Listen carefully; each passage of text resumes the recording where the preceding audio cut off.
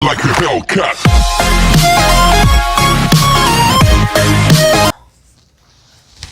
आइए अब इसी एक और सवाल देख लेते हैं जो सेकंड टाइप पे बेस है, जिसमें हमें सेकंड टाइप था ये, जिसमें हमें CI गिवन होगा और हमें फाइंड करना है प्रिंसिपल। देखो सवाल इस प्रकार से दिया रहेगा, जैसे कि आपका CI गिवन है 310 रुपये, रेट ऑफ इंटरेस्ट गिवन है 10% और आपका टाइम गिवन है 1/2, इसका मतलब 1.5 साल, और आपको फाइंड करना है यहाँ पर प्रिंसिपल फाइंड आउट करना है। तो देखते हैं कैसे करेंगे। तो फर्स्ट मेथड देखते हैं आपका, जो कि उल्टा भी है। उल्टा भी में मैंने एक चीज़ बताई थी कि हमें क्या रिक्वायरमेंट होती है प्रिंसिपल की, पर यहाँ तो प्रिंसिपल है नहीं, तो फाइंड आउट करते हैं।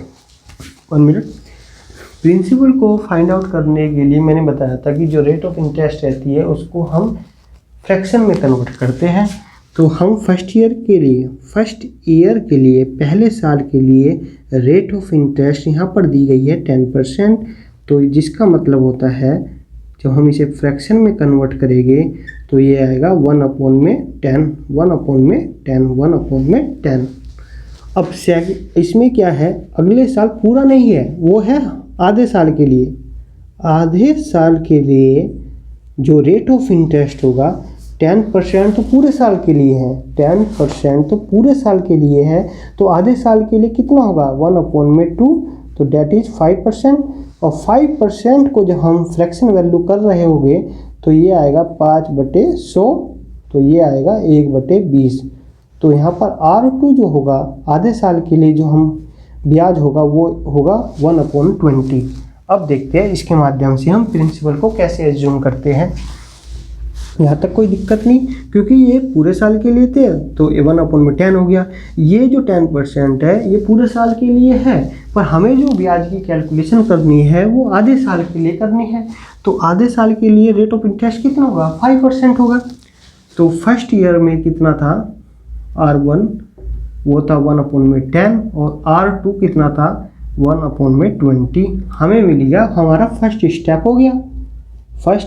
हो गया। और मैंने बताया था सेकंड स्टेप में क्या करते हैं। सेकंड स्टेप में हम करते हैं जो हर है, अंश को तो इग्नोर कर दो, इसे तो बिल्कुल इग्नोर कर देते हैं और हर को उठा लेते हैं। हर उठा लिया और ये तो हो गया इसका, और R2 का हर उठा लेंगे 20, तो इसकी आपस में मल्टीप्लाई कर देते हैं, ये हो जाता है 200। 200 को हम प्रिंसिपल एज्यूम कर लेते हैं।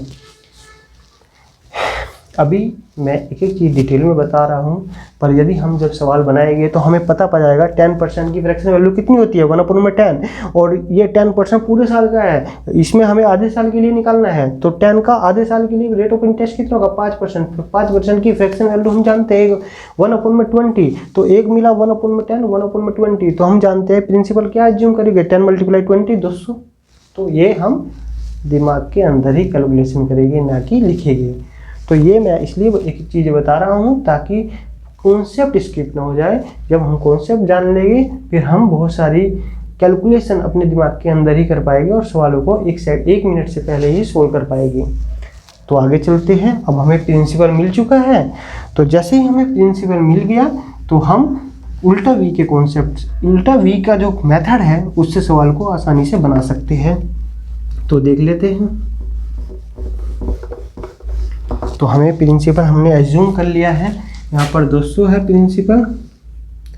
अब फ्रैक्शन वैल्यू कितनी थी 10% की 1/10, और आधे साल में 5% की कितनी थी 1/20।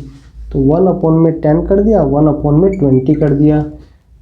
200 का हम जब 1/10 करेंगे तो ये आएगा 20, और इसी प्रकार जब 200 का हम 1/20 निकालेंगे तो ये आएगा 10।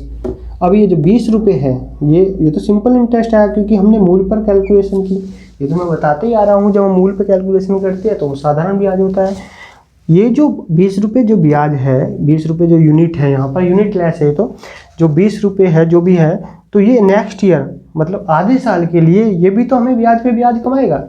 भाई जो हमारा सीआई के केस में क्या होता है, जो हम फर्स्ट ईयर में जो भी ब्याज अर्न करेंगे वो नेक्स्ट ईयर में हमारा प्रिंसिपल का पार्ट होके उस पर भी इंटरेस्ट कैलकुलेट होता है, तो इस ब्याज पे भी ब्याज हमें मिलेगा, क्योंकि 10 रुपये जो भी ये 10 आया है ये तो हम प्रिंसिपल पर कैलकुलेट कर ही चुके हैं, बट यहाँ पर क्या बचा हुआ है, ब्याज। ब्याज पे भी हमें ब्याज मिलता है सीआई के केस में। तो 20 का 1/20 करेंगे तो ये 1 आएगा। तो सीआई कितना होगा टोटल, 20 + 10 = 11, 31। और पर्सन में 31 की वैल्यू कितनी दे रखी है, 310, अर्थात यहाँ पर रेशियो में जो वैल्यू आई है सीआई की वो 31 है, पर्सन में 310 दे रखी है।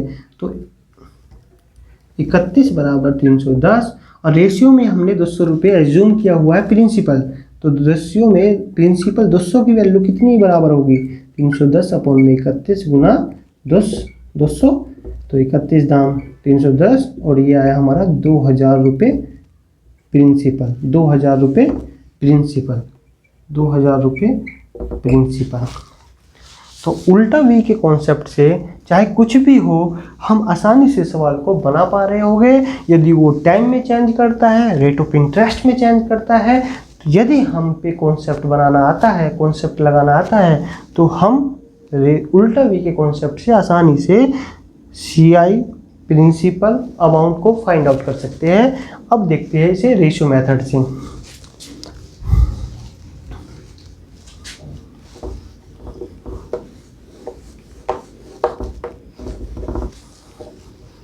अब देखो ये सवाल है बस, और हमें बनाना है ये रेशियो मेथड से।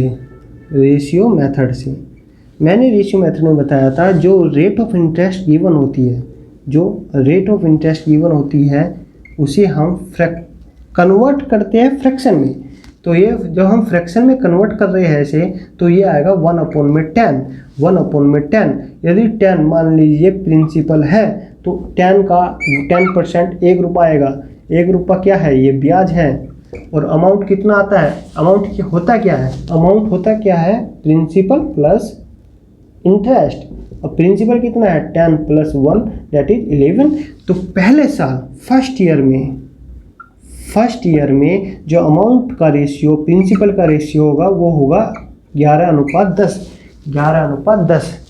रेशियो कॉन्सेप्ट में क्या करेंगे, जो रेट ऑफ इंटरेस्ट की रेट दे रखी है उसको फ्रैक्शन में कन्वर्ट करके हम अमाउंट ऑफ प्रिंसिपल का रेशियो निकालते हैं, अमाउंट ऑफ प्रिंसिपल का रेशियो निकालते हैं। अब ये है आगे नेक्स्ट हाफ ईयर के लिए, मतलब आधे साल के लिए क्या होगा, हमें आधे साल में अमाउंट ऑफ प्रिंसिपल का रेशियो निकालना है। तो हमें पता है कि जो 10% है वो क्या है, पर एनम है। पूरे साल के लिए 10% हम इंटरेस्ट की कैलकुलेशन कर रहे हैं इस वाले सवाल में, पर हमें तो आधे साल के लिए निकालना है। तो आधे साल के लिए जो R2 होगा, मतलब रेट ऑफ इंटरेस्ट होगा, वो 10% का हाफ होगा, तो डेट इज 5%। और 5% को जब हम किस में कन्वर्ट करेंगे, फ्रैक्शन में, तो वो आएगा 1/20। तो यदि 20 प्रिंसिपल है तो उसका ब्याज कितना मिलेगा, 5% 1, और तो अमाउंट कितना होगा, 20 + 1 जो आएगा 21। तो अमाउंट का रेशियो और प्रिंसिपल का रेशियो आधे साल के लिए कितना होगा, ये होगा 21:20, 21:20। तो हमें पहले साल के लिए अमाउंट ऑफ प्रिंसिपल का रेशियो मिल गया, और आधे साल के लिए हमें अमाउंट ऑफ प्रिंसिपल का रेशियो मिल गया। अब हमें अमाउंट ऑफ प्रिंसिपल का रेशियो मिल चुका है, तो हम प्रिंसिपल कैसे निकालते हैं देख लेते हैं।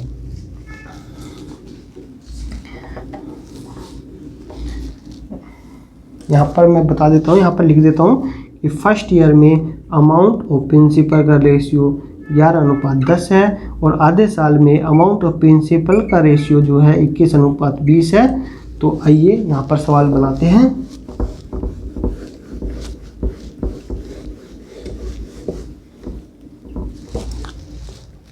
तो मैं लिखता हूँ P1 आधे साल के लिए P2, A1 आधे साल के लिए A2। तो P1 कितना था, 10, और P2 20, और A1 कितना है, 11, A2 है 21। ठीक है, 20 दाम 200 और 11 एकम 11 11 दूनी 22 231। तो ये आया प्रिंसिपल और अमाउंट का रेशियो, 1.5 साल के लिए प्रिंसिपल अमाउंट का रेशियो ये आया। अर्थात यदि हम ब्याज की बात करेंगे तो ब्याज 200 अमाउंट, ये अमाउंट है माइनस प्रिंसिपल होता है, तो अमाउंट 231 माइनस 200, तो 31 क्या हुआ, CI हुआ। ठीक, यदि प्रिंसिपल 200 रुपये है, यदि प्रिंसिपल 200 रुपये है तो 1 से 1/2 मतलब 1.5 साल में 231 हो जाता है। तो 31 प्रिंसिपल अपना आप तो बढ़ेगा नहीं, और न ही हमने अपनी तरफ से कुछ इन्वेस्ट किया, तो बढ़ा क्या, ये 31 रुपये क्या बढ़ा, यही तो ब्याज है, यही तो CI है।